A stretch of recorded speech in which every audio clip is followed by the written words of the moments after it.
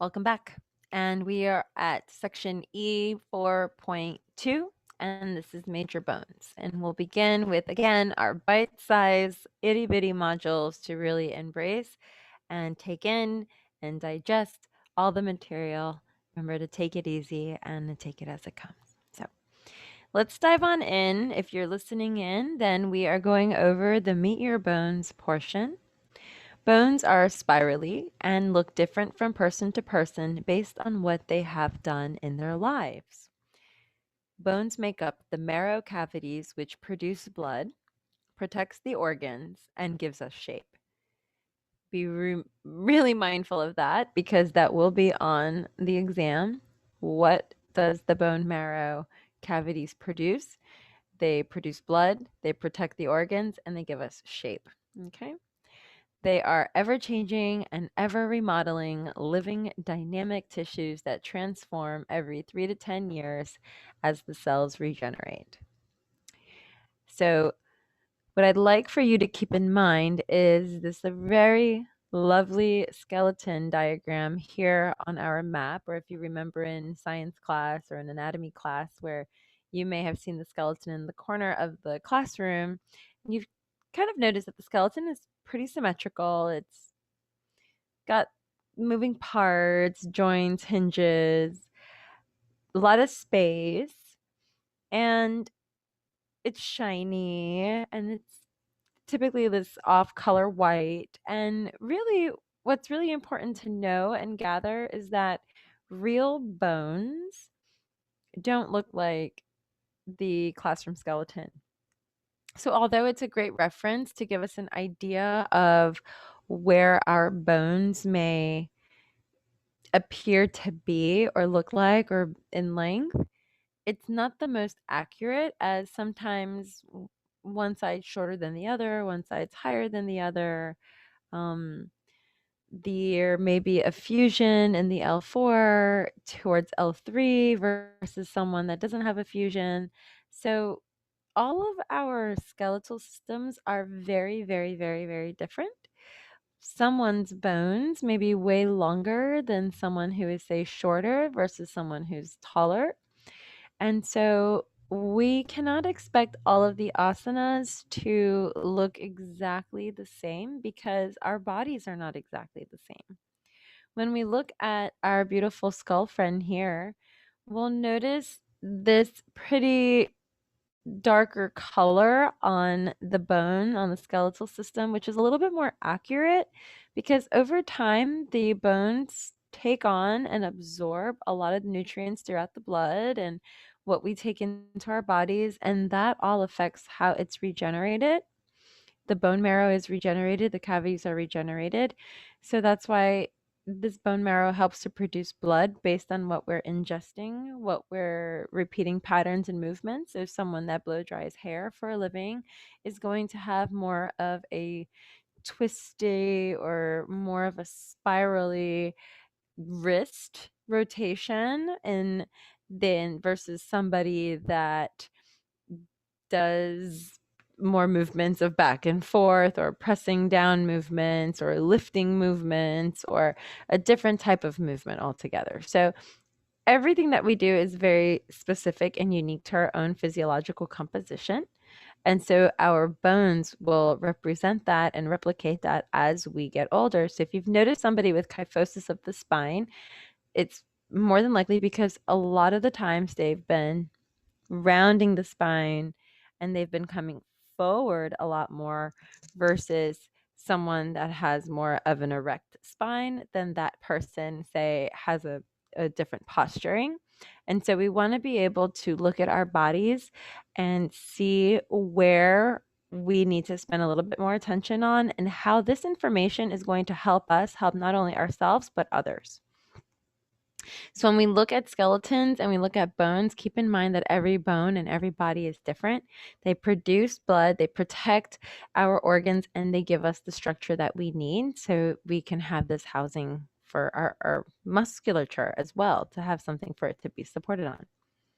When we experience stress, it is also a way of how we renew. So, renewing is having stress is a way of our bodies renewing and being able to adapt to the new circumstances that we are experiencing.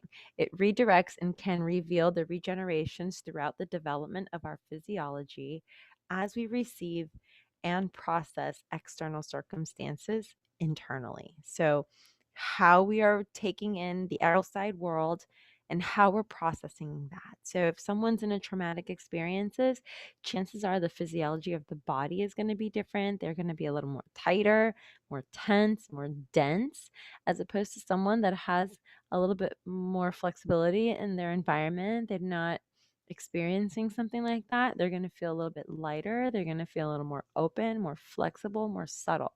So really keeping in mind that the external absolutely influences the internal. So the illustration below labels out the major bones, and this illustration is really great. I'm actually going to also include it as a PDF so you can print it out if you'd like. And it'll begin like we talked about before in the musculoskeletal system, how we saw the diagram of all the bones and how they're labeled out along with some of the muscles. Here we're going to break it down even further. And so we look at the skull. So when we look at the skull, we have the cranium, which is the biggest portion of the skull that you see here. And the cranium, in and of itself, not to get too complicated, but it does consist of the frontal bone. And you'll also notice that we have the parietal bone as well as your sphenoid bone and the temporal bone. We have the malar. We also have, which is known as the mandible or the lower jaw bone. And then the upper jaw bone, which is where we have the upper lip, the nasal bone. Okay. So there's quite a few bones that make up the skull in and of itself. Unless you're going in the direction of more brain anatomy or more into, say, the skull network, then I would encourage you to know all of the muscles and all of the bones the of the skull. But for sake of our 200 hour, we're only going to focus on the high level overview of the skull. And so we're really just focusing on the skull cranium, but be mindful of the words frontal, be mindful of parietal and temporal bones, sphenoid bone, the malar, palatine. These should sound familiar to you, TMJ. So that is the temporal bone. And so we want, everyone has TMJ, we have two, okay? So that's just the joint. So just keep that in mind. It's the high level overview. It is part of the axial skeleton. So it is the center line skeleton as opposed to the appendicular, which is the one that has the appendages attached to it. And so we'll dive into the differences between the two in our next module, but let's just kind of overview of our bones that we are going to explore. Now we'll dive into the upper body. So we have the spinal column, which begins at the throat, and it goes all the way down and fuses into the coccyx, which fuses into the pelvic floor. And we have the clavicle vertebra, which is right at this front portion of our neck and expands out. And these are like swoopy bones because they are resting on top of the rib cage. So this gives us room to slide. It gives the clavicle room to slide up and down in front of the ribs so that our arms have some movement. Okay. We have the thoracic vertebra, which goes down towards the center portion of the torso. Remember that we learned with the diaphragm, the thoracic diaphragm is housed here. This little pointy bones that come from this horseshoe kind of shape in the center of our neck, the cervical vertebrae, and comes out is the clavicle manubrium, the clavicle manubrium. And then we have the scapula, which runs along the back. So our bones in the back are the scapula, or these are like our wings. Okay. And you know the scapula wings because when you bring your shoulder blades towards one each other, those shoulder blades are the scapula. Okay.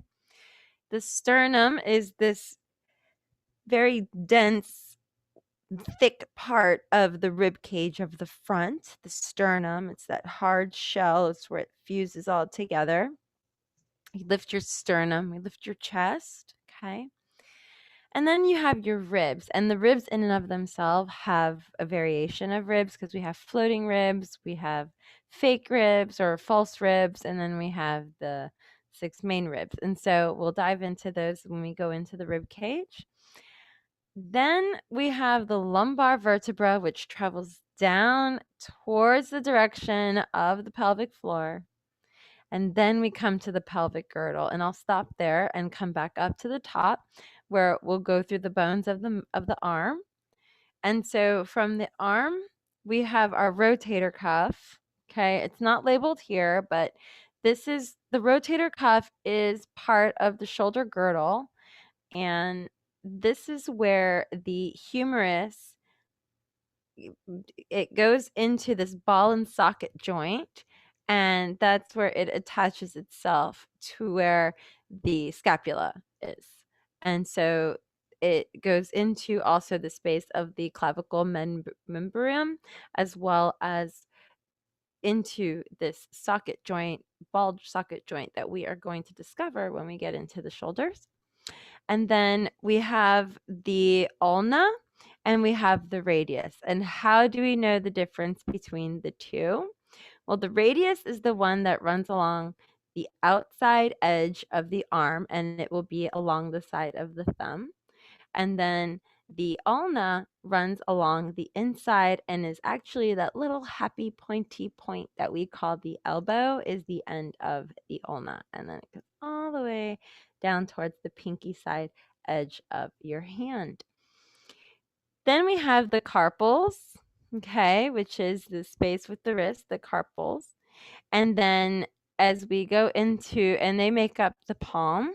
So we have a lot of itty bitty little bones that make up the palm. And then we go up into the metacarpals, which is our fingers, the spaces in between the fingers. And this is known as the phalanges, which is a lot of fun to say, phalanges. But those are the 3 sections of bones that we have in our fingers. Okay. Now let's go into the pelvic girdle. So the pelvic girdle consists of the iliac crust, the ilies, which is the 2 points that you see here and here. And this is the iliac crust. Okay.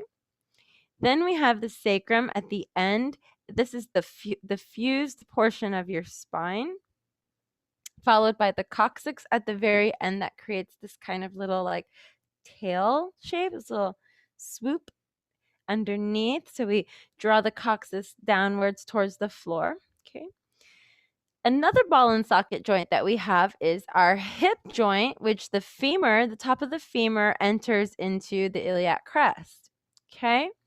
And then we have the patella, which is our kneecap, followed by our 2 bones that make up the bottom portion of our leg, and that would be the tibia and the fibula. The tibia is the main bone that goes from the knee all the way down to the tarsals, and the fibula is the finer bone or the smaller bone that's on the outside edge of your calf. And so you'll feel a thicker one. And this is why in pigeon pose, it's really important not to bring your foot to 90 degrees because you actually kind of pop the tibia out of space and it affects the patella of your knee. And it's not intended to be 90 degrees. And that's why these bones are kind of swirly in these shapes, because based on our everyday movements, will determine how far the direction and degree our tibia is supposed to be when we're in pigeon pose. And then of course, the fibula doesn't move because it is there as well attached to the opposite side. And then you have the space in between, which is where the muscles run through and the ligaments. And then it goes down into the tarsals, which we see here. And we have the metatarsals, which makes up the same kind of expression of our hands. So like the hands, we have the carpals. Here we have the metacarpals, and those would be all the little bones that make up the feet. And then as we go into the front portions of the feet, we have the phalanges as well. So you have phalanges in your fingers, you have phalanges in your toes. So high level overview of most of the main bones that you're going to know and need to know in yoga. Okay. And so what I really love about healthpages.org is that they have a lot of resources for you and a lot of evidence-based, a lot of supportive material and content to help you on your yoga journey as well as your medical journey with integrating these practices into yoga therapy and different types of practices along with that. In our 300-hour and 500-hour, we dive a lot deeper into this anatomy portion, okay? Our skeleton is divided into two sections. So here's when we start to get really technical about the axial and the appendicular skeletal systems.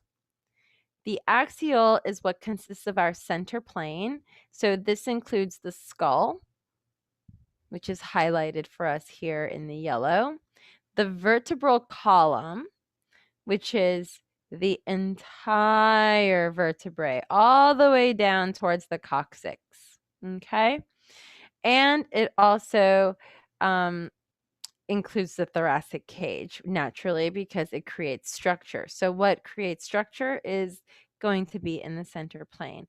The axial skeleton protects the internal organs. That's kind of its goal. It protects the heart. It protects the lungs. It protects the stomach. It protects all of these really important organs that are within this hugging environment, okay? The diaphragms.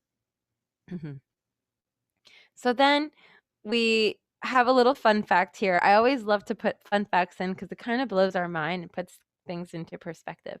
So according to onlinesciencenotes.com, of the 206 bones of our bodies, 80 are in the axial skeleton, with 64 in the upper appendicular and 62 in the lower appendicular skeleton. And so here above this model here, this figure here above is highlighted of the axial skeleton, and you can see how they have it broken down. I think this is fascinating. So it's a lot of fun, and I like to share it with you all, and hopefully you find it fascinating too. So the skull in and of itself, and I love the breakdown here, the skull in and of itself consists of eight bones in the cranium, like we talked about. It's 8 here. And in the face alone, 14. There's 14 bones in the face alone. And then it goes even further. The skull and associated bones equals 29 bones altogether. And those associated bones are then broken down into the auditory ossicles and the hyoid, which is if you take your hand and you swallow, there's this little like horseshoe bone, and that is your hyoid, and it is the only bone that's not attached to anything else on your body.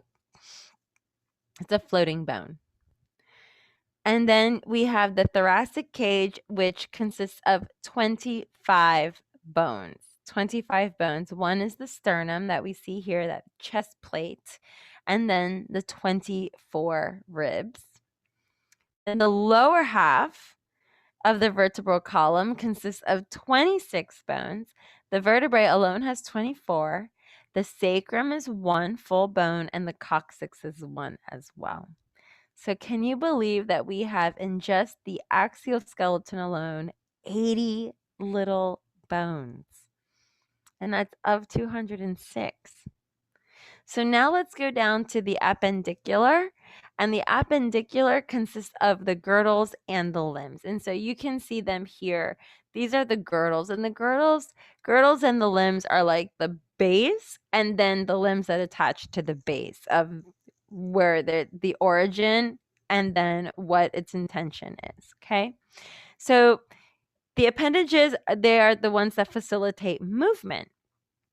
So we can see that the skull and the cranial portion, the facial portion are whited out. You see that the vertebral column is whited out, the rib cage is whited out, all the way down to the coccyx. So we're not paying attention to the center line anymore. We're paying attention to the light blue colored sections. So these sections consist of, and we're going to start from the top, is the clavicle and the scapula. And the scapula you see on the back side here, it looks like angel wings, and that's what gives you the movement to lift the arm up and to lift the arm down. The thoracic cage is the housing unit for the scapula and the clavicle, so that's where it has those movements, and it just slides on top of those bones. This is why that fascia is really important in between.